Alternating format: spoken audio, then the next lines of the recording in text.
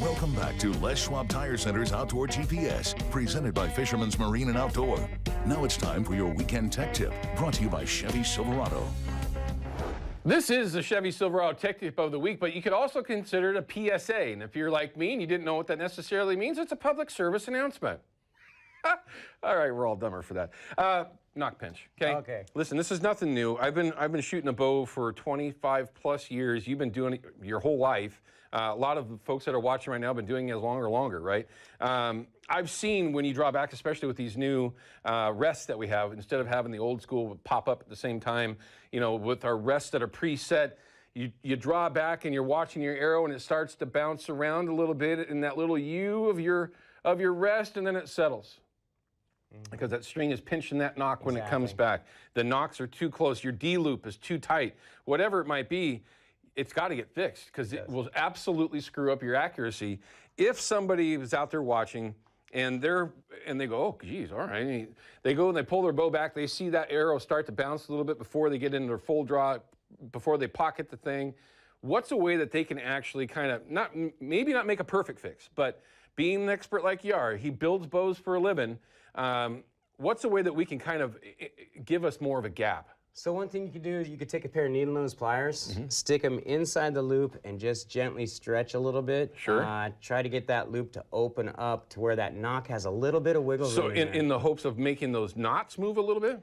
You don't really want to move your top knock so much, right. the knot, but the bottom knot needs to come down a little bit. Okay. If you move your top knot, that's going to change where your impact is hitting. Right. If you just get the bottom opened up a little bit, a lot of times you can twist on it and slowly work it down because it's wrapped around the serving. If you twist it, it'll slowly inch down a little bit. You want a little bit of wiggle room in there. If you're getting nock pinch, you're not going to get good arrow flight. So that's something that definitely comes up. We see it a lot in the shop. Yeah. Where a lot of times I'll just cut, guys will have the tied on nocks, and they're right on top and right below, and the arrow has no wiggle room. When you draw the bow back, the string angle pinches the nock, and then the arrow wants to jump around on you. Sure. So I've always liked a little bit of wiggle room on there. Now, when you say a little bit of wiggle room, so what happened to me this week, everyone? I've been shooting a bunch. Everything's kind of settling in, which is 100% normal. Nothing outside of the realm of normal there. But I drew it back. I saw that arrow wander a little bit. I heard it in my rest first, and then I kind of noticed what was going on. I absolutely saw a point of impact change at 30 yards. Sure. There was no question at all that I was seeing consistently two here, two there, right, left, whatever. Nothing was consistent. Realized what was going on, opened that up a little bit, and went right back to punching holes right the way I wanted to, okay? Because that arrow was coming off the string clean, rather than being somewhat just slightly off as it's coming off that arrow, or off the string, right? So what I did is I used a pair of needle nose. I put the needle nose over the string, which I am not recommending this. It was actually, hindsight was probably stupid, but it was on my serving, so I had a little bit of help there. And then I kind of wrapped it down, to get that knot to go down a little bit. Everybody's got different ones, right? There's people that have just a straight D loop, which is what you like to tie. That's what I like. Builders have their own specific way of doing things. Some folks that build bows, they like to put a little extra serving material, whatever that's called, to make a nock there. Sure. Is it something where if it's bad enough, cut it all off, get rid of it, start from square one? I like to start from square one.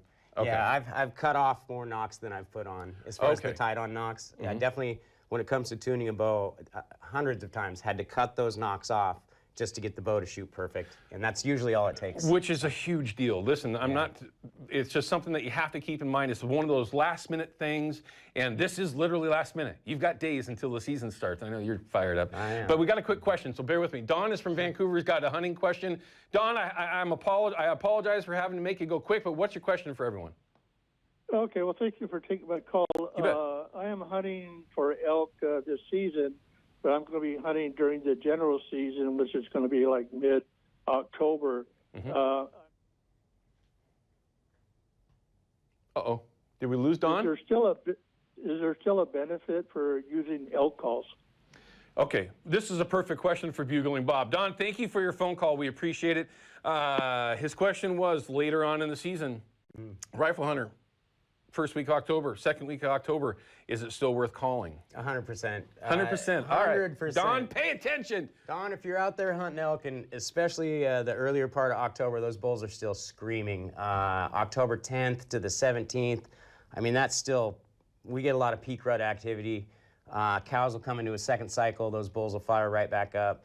I spent a lot of years in Idaho chasing elk with a rifle starting October 10th, and they were bugling every year for that first week. Sure. So a lot of times you can just get set up and do some light cow calls. If you're in the timber, you're on elk sign.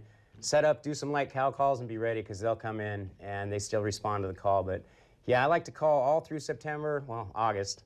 All through August, September, and most of October. Okay. That's when I feel good about calling. So. All right, makes sense. I've only got a few seconds left, though. When is there a moment where you rifle season, October, whatever, that you're like, no more call? Oh, that's a hard one. I always carry it with me. The cow call, I always carry it because you can stop an animal. Sure. If you jump some elk and they start running off, you can stop them and maybe get a shot off.